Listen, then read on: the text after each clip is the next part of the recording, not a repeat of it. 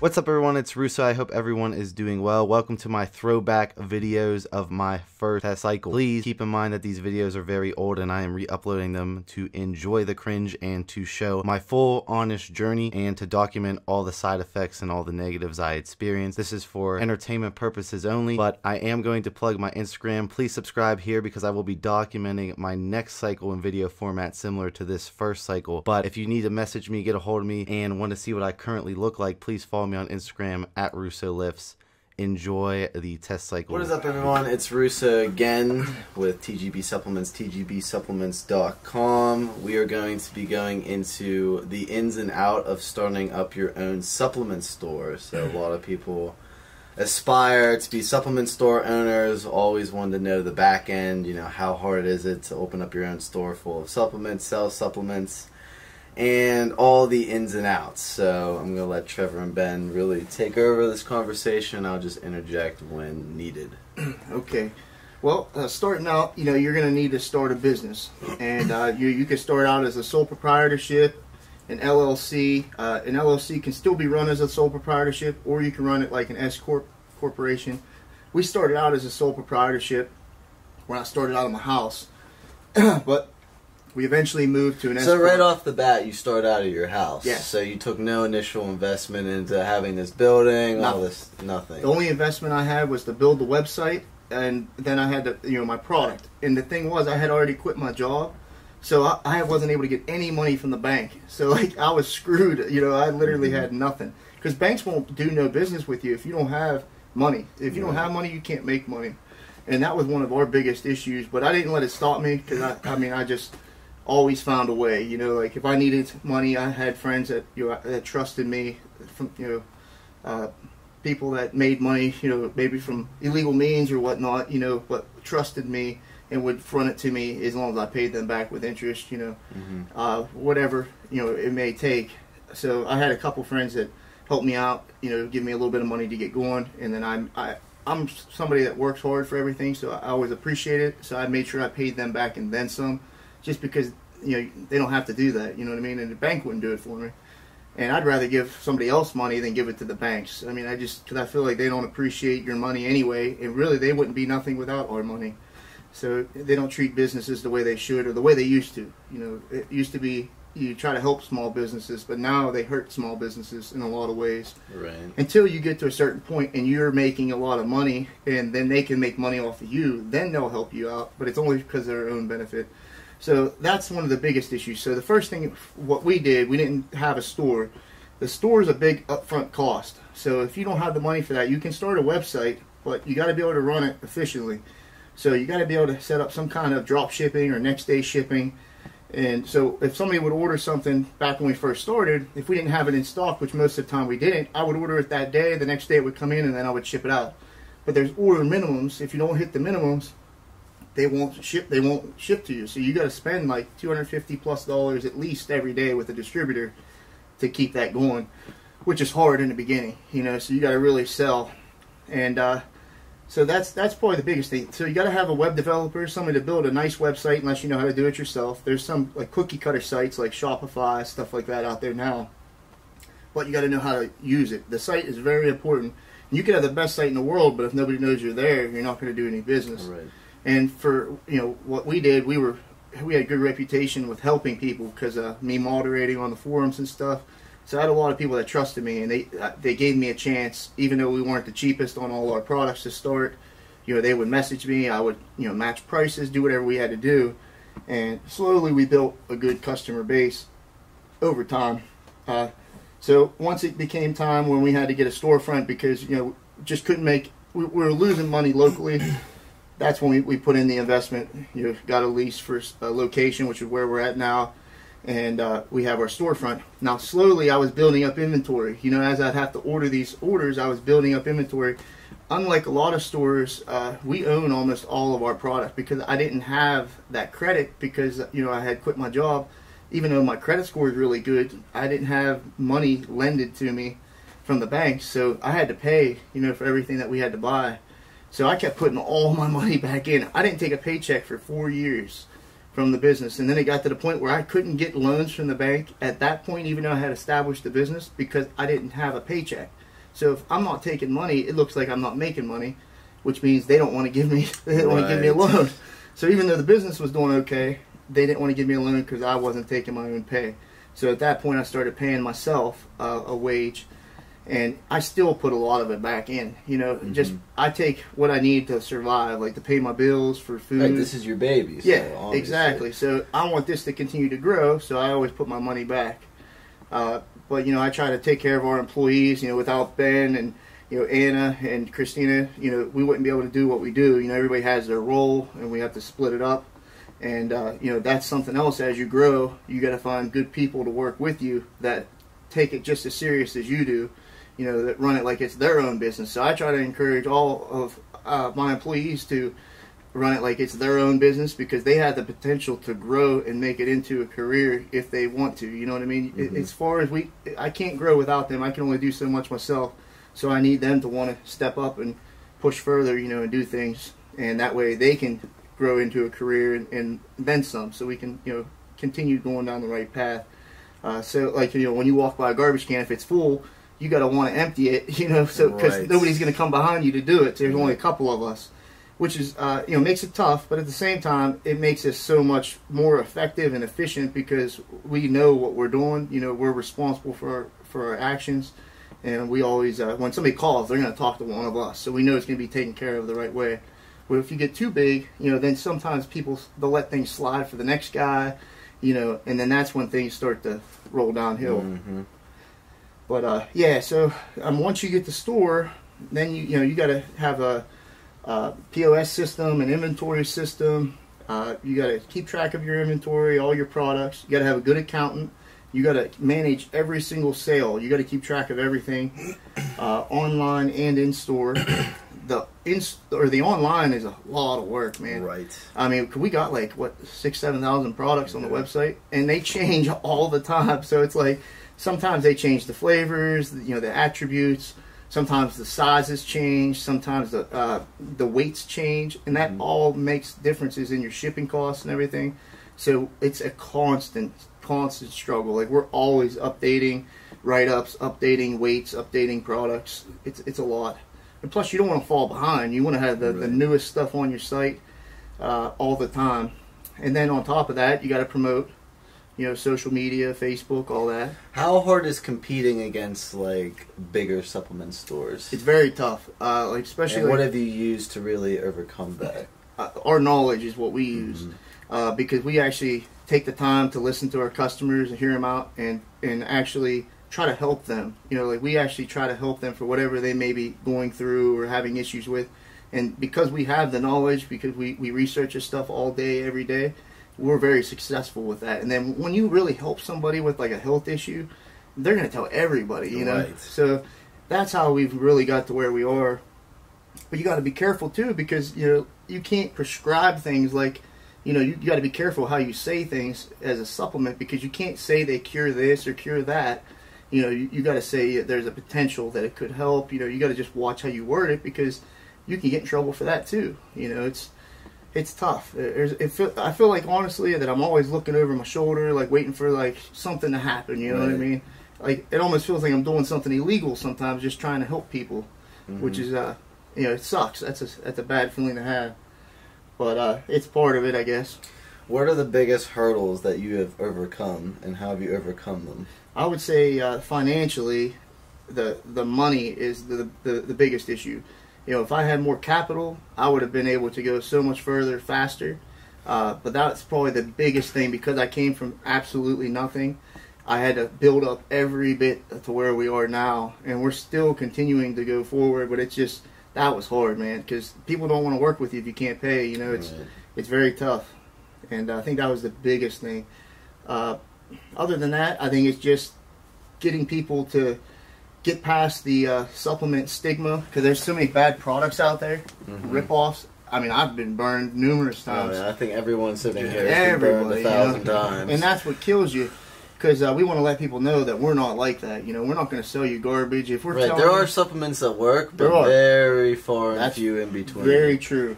There's a lot of bad companies out there that try to take advantage, and they're Right. just, you know, because you don't have the time to research, so they just take advantage of you. Right. You might have heard of this ingredient, or you heard it on Dr. Oz or something crazy like that, and you're like, oh, that's good stuff. But then Yeah, like that acai berry on Yeah. Dr. Phil or whatever. Yep. I just wanted to see the sales after that. Oh, They it's say the insane. stupidest shit on that Yeah. show, I remember. Yep. And you know, it's upsetting to us because there are good products out there, and there's some serious things that can help you health wise. Like I take stuff for my blood pressure, for my cholesterol, you know. And if Right, general health. yeah, and if I wasn't on that stuff, I'd be on medications with a lot of side effects. Right. So there's definitely some health benefits in certain supplements. Just gotta know, like that's what we do. We do the research so our customers don't have to worry when they come in. They can trust us, and we've had to earn that. So that was probably another big hurdle. On average, like, what do you think the success rate in a percent would be to get where you are right now from where you started? From where I started, I'd say very low. So- Probably like 10% maybe, just because I started from nothing. But to start a supplement store in general, I would say maybe like 40-50%, because I've actually helped 2 different people start supplement stores just because they asked me, which is competition. You know, like most, Right. I know 90% of other supplement stores would say no way, you know, give you bad information. But because I'm so thankful to be where I am, somebody asked me for help, so I helped them. The one guy, he made it like 6 months, and that was it. And you know, he just didn't realize. I tried to tell him, you know, there's a lot more to it than you think, and you're not going to make a lot Right, of you're money, not just man. like, here's your product, Yeah. sit there and collect money. Well, Right? he had more money too. Like he had money to start. He got a location right off the bat. But the thing was, like, he was expecting to make a lot more than what he actually was able to make, because when you got companies like Amazon and bodybuilding.com and all these big companies selling for dirt cheap because they're buying in bulk, or Amazon, a lot of people, they get like free stuff or they'll get deals. They'll sell stuff on there for a loss. And sometimes I wonder if they even realize it, because like, Amazon takes fees out the back, so you don't really see how much you're paying. So if you just go to the lowest price, sometimes you're losing money on sales. I know we were. And then they kicked us off of Amazon. They banned so many supplement stores for no reason, and just they said that they were changing the way they do business, and that since we had a couple products that were like they considered pro hormones at the time, and they weren't pro hormones. I'm talking like they were stuff you buy in GNC, and they banned us. eBay did the same thing. So we don't even bother anymore. We used to make good money on there, and then it got to the point where we were just getting rid of products that, you know, were dirt cheap, because that's the only thing we could sell on there because of the competition. But we can compete with most online supplement stores now. Every now and then, like a big company like bodybuilding, they might do you know, a huge buy-in and have a great price, and we can't knock them for that. It's just, you know, part of the business. But we just do the best we can to provide what we're good at. You know, we try to focus on our positives and you know, do the best with what we can. So, like, when you started, like, walk me through your short-term goals to what got you here, and then, like, your next short-term goal you're trying to get to. Well, I really, you know, my short-term goal was just to survive, Right. doing something I enjoyed. And it was weird because, like, when it first started, I had just that $400 and I had 400 products. So as soon as I sold that, I just bought more product that I thought I could sell. And then as we get orders online, which would just be 1, maybe 2 a day at the beginning, you know, I would just order that on top of my normal orders, and I just kept re-upping, you know what I mean? Just kept going. And eventually I started having some products, so I'd carry them with me, like in my trunk, you know. So like if I'd be at the gym, somebody needed stuff, I had stuff out in the car, I'd sell it to them. So at that point, my goal was just to get enough of an income that I could pay the bills and survive and not lose my house and stuff. And then once I started doing that, you know, my next goal was to try to get a location, you know, which took some time. It probably took like a year and a half or so before I even thought about a location. But at that point, I was losing money. I knew I was, because people didn't know me. It was like I didn't want to have them come to the house, you know, and so on. Right. So like I had to get a location, and that's when I started looking. And this is in between what used to be the 2 best gyms in our area where I'd get the most sales. And Hopwood, you know, that was our main gym. That's where I worked out. That's where I knew the most people. So I wanted to be somewhere here. Plus, it just worked out. It was like meant to be, man. It's like I was telling you, all that stuff. The dominoes fell. Yeah, things just started going. And I think it was because I didn't have expectations. Like, I didn't think I was going to be rich. I didn't even know if this would succeed. I just knew I wasn't. Right, you weren't in the money. You weren't into make it big. You were just doing it because like this is what you like to do. Which yeah, like the crazy thing was when I first started, like when when I was young, it was all about the money. Like, I wanted to do whatever I could to make money, because money meant so much to me, because I didn't have money. But then when my son had passed, that's when I didn't care about money at all. I didn't care if I lost my house, my car. None of it mattered to me. I just wanted to be happy. I was in search of happiness. And then that's when I found what I thought about it, what made me happy, and that was the training that I had. You know, it's the only thing I had that was truly made me happy. And that's when the gym really, or the gym kind of like saved me, and that's what made me look into helping other people supplement wise and stuff like that. So it really kind of came full circle.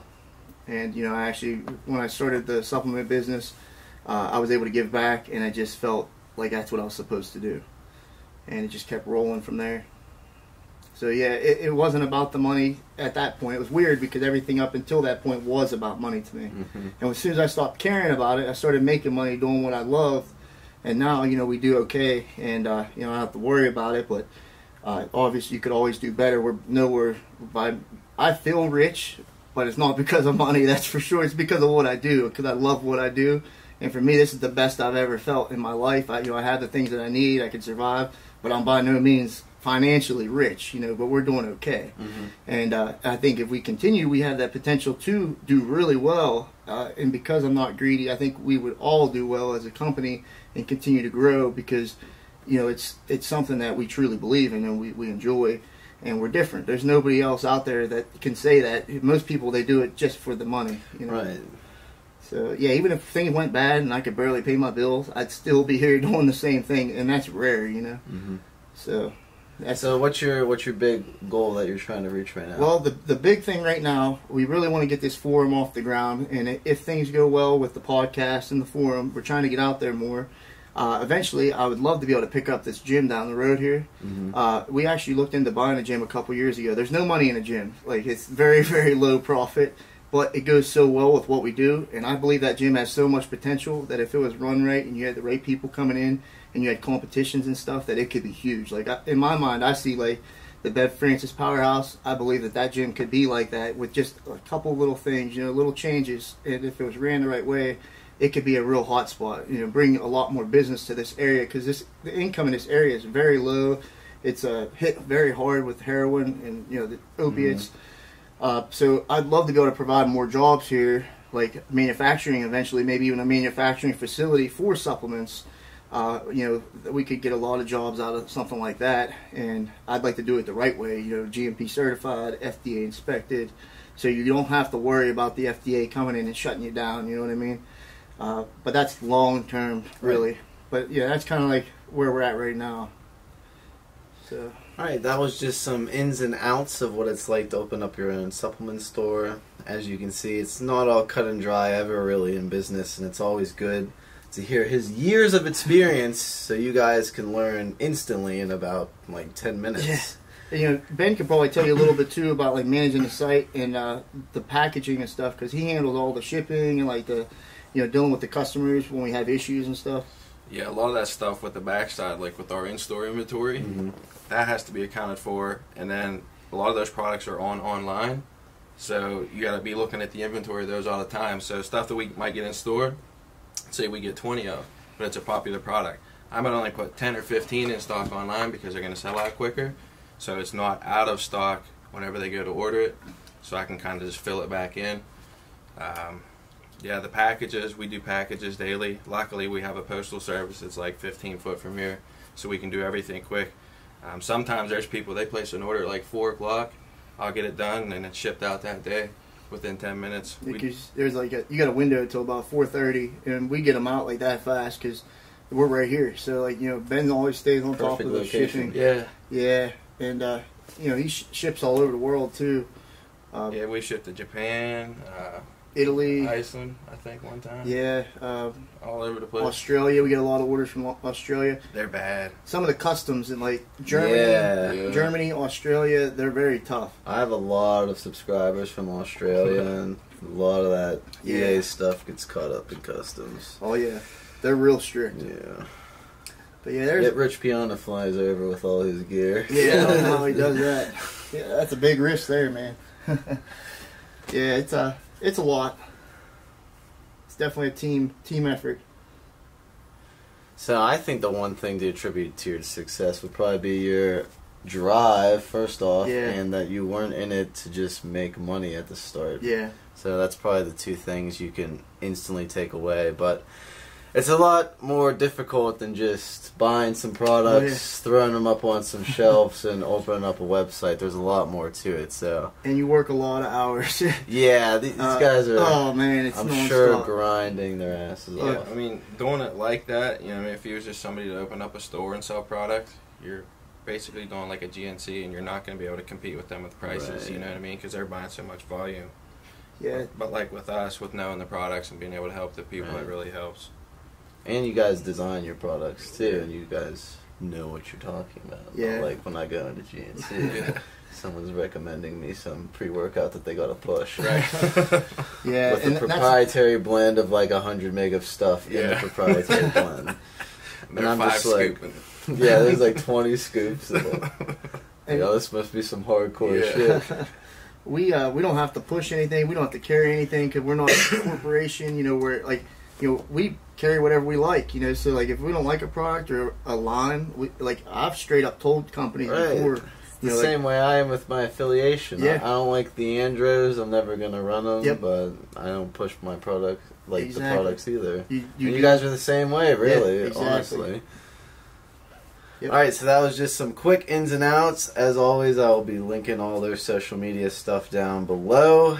Subscribe to them and check out the Anabolic Cartel forum. I'm way up, I feel blessed. 100K subs, I feel blessed. I'm way up, I feel blessed. 100K subs, I feel blessed. Man, I'm happy now, I'm on a roll and these rappers wanna catch me now. But I don't trust nobody cause they just let me down. But now it's weird cause mad people respect me now. And I ain't used to that, they never used to respect what I do with rap. And now I'm using rap to pursue a check, so I thank you all together.